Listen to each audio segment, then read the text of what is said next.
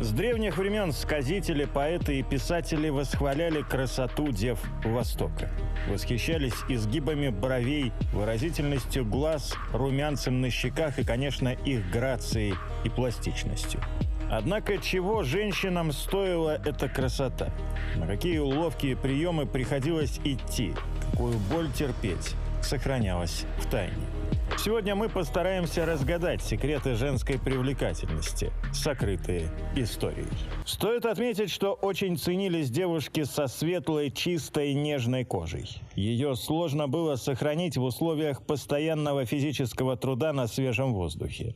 И поэтому она стала в немалой степени признаком девушек аристократического происхождения, которые были избавлены от тяжелой работы.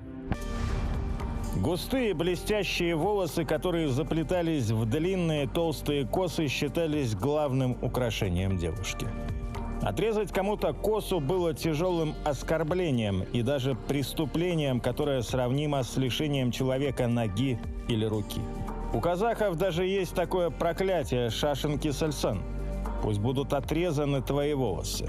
Связано это с тем, что понятие «отрезать волосы» означает «отрезать дорогу», свое счастье. Были у казашек и специальные украшения для волос – шашбау. Украшенная лента, которая вплеталась в косу и, по поверьям, защищала свою обладательницу от злых духов. Шелпы – звенящие металлические подвески для волос, их носили только незамужние девушки. Походка становилась плавной и грациозной, что тоже считалось важным элементом женской красоты. Шашкап краили специально по толщине и длине косы, украшали бусинами. Буквальный перевод – чехол для волос. Шили его из бархата, плюша или сукна. Шашкап нужен был для того, чтобы в суровых бытовых условиях косы не загрязнялись. Чехол защищал их от пыли и грязи.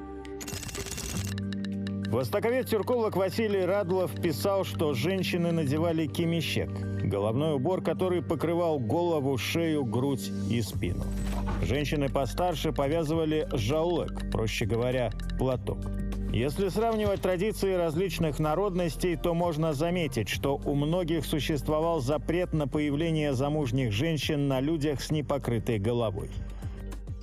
Конечно, ухаживать за такими волосами, да и соблюдать гигиену в целом было непросто. Однако степняки имели свои методы. Например, устраивали помывочные дни. В отдельной юрте грели воду, добавляли туда отвары трав, таких как адраспан, ромашка, стебли тюльпанов и других растений. К слову, отвар адраспана – отличное средство для заживления ран и воспалений на коже. Мочалкой служила трава. Из золы лебеды или других растений, таких как перекати поле, полынь, саксаул и жира домашнего скота, варили карасабан – черное мыло. Многие предпочитали добавлять листья пахучих растений, что придавало мылу приятный аромат. Женщины тщательно ухаживали за своими волосами.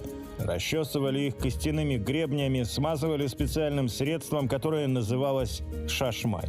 Это своего рода бальзам, который придавал блеск волосам и изготавливался из яичного белка и сливочного масла.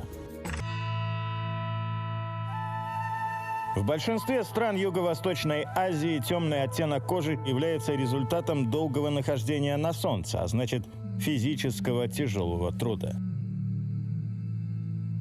Девушки из высших сословий стремились придать своей коже максимально светлый оттенок.